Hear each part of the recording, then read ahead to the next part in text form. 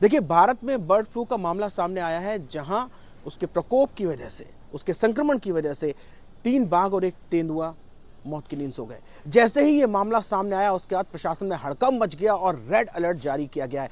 तो महाराष्ट्र के नागपुर से ये खबर सामने आई है। इसके साथ ही आपको एक बात और बताते हैं, वो ये कि जोधपुर में भी बर्ड फ्लू का मामला सामने आ चुका है।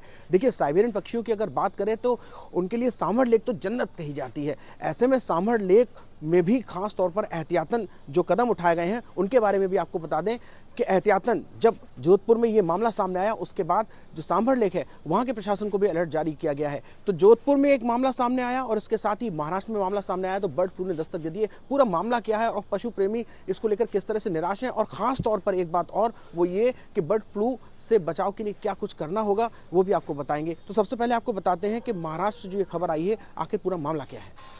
बर्ड फ्लू की दस्तक से महाराष्ट्र के नागपुर में इन दिनों हड़कंप मचा हुआ है। गोरेवाड़ा रेस्क्यू सेंटर में फ्लू H5N1 वायरस के संक्रमण से 3 बाघ और 1 तेंदुए की मौत हो गई।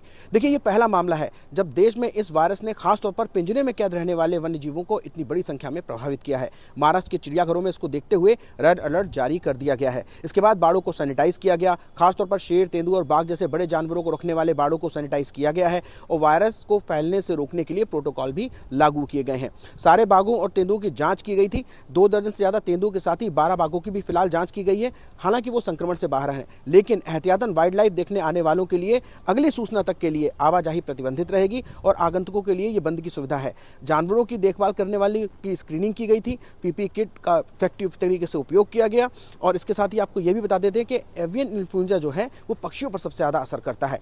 देखिए, मनुष्यों की अगर बात करते हैं, ह्यूमंस की बात करते हैं, तो जेनेटिक बीमारी के क्रॉस संक्रमण के मामले थोड़े कम देखने को मिलते हैं, लेकिन एवियन इन्फ्लुएंजा खासतौर से पक्षियों को प्रभावित करता है। हालांकि कुछ मामलों में H5N1 और H5N8 संक्रमित पक्षियों या उनके दूषित वातावरण के संपर्क के जरिए बाघ, तेंदुए समेत दूसरे जानवरों को संक्रमण करने के मामले भी सामने आते रहते हैं।